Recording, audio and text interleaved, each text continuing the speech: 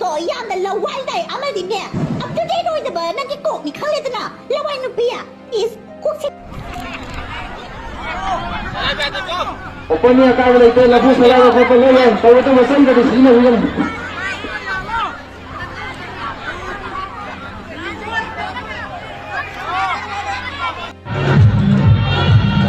nupi thiba nupana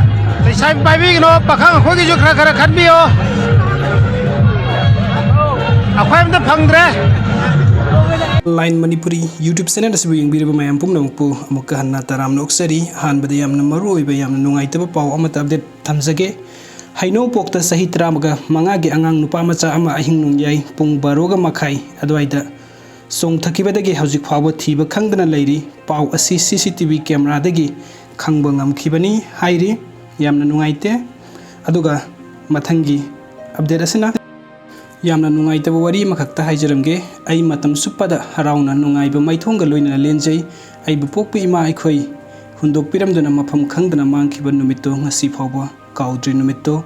masagine aigi se awabasu uthokpa haijadaba haitare aigi friend class 6 to 10 phawba pulak pagi na phaw aigi ima leitre mama yaudana hingba punsi mahingni haiba khangbide maramdi aigi harauna leijaba matauda kon angakpa amaga loinana khange moina 2004 dane khoi mana mangkhrise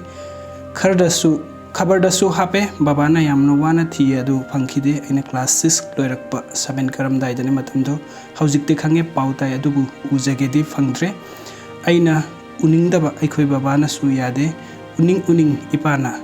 haibana lummena upai leite nungdi yamna nungsi imadu apangbini madi khuraki ina lai sabadagi thokhanbane thodukse imada maran piningde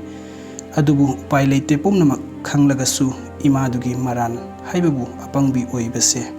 mayam pulingai adum nungai thokpa ngamme adu yumda ahingi matam oirakpada wakhanse kaida tai lada tai aduni yade hekta down oi loi naide aigi awaba ipas punsidun pithiro isa singse mama tumbina yo khalloi hai ikhoina su bababu yamna luna tawjai khalli babagi damakta baba yaudana nongmata sak chathokte adum ngai nong phadu yu ngorokpa numitadi pulap chara henminnai haidi babadu chadrabanina imaga unage khanlude baba kibadagi adubu miwa ngangnaba samasida pokluba ise miwa adum tai imadu amukta pha unade aduga leikai gi miwa ngangnabi mayamna babada pau seran turan mamaga unhawi kaina tamjin biraktana phubasu adaidi aise kiraktana unage aina asuk lanjadana lanba tahlad banina thiba chatlui imadu aigi friend amaga adu unaba phangdana halaki mayum pankhre imadu babasu nupi thijanlage aidi nungaibadi lairadana yum kangkhong yu phajana nungtigi thake machagi minung siga loin kawi karim haide mana oina khatnaba hawi aikhoidi imatonna insin laga yamna nungaite paw sitabada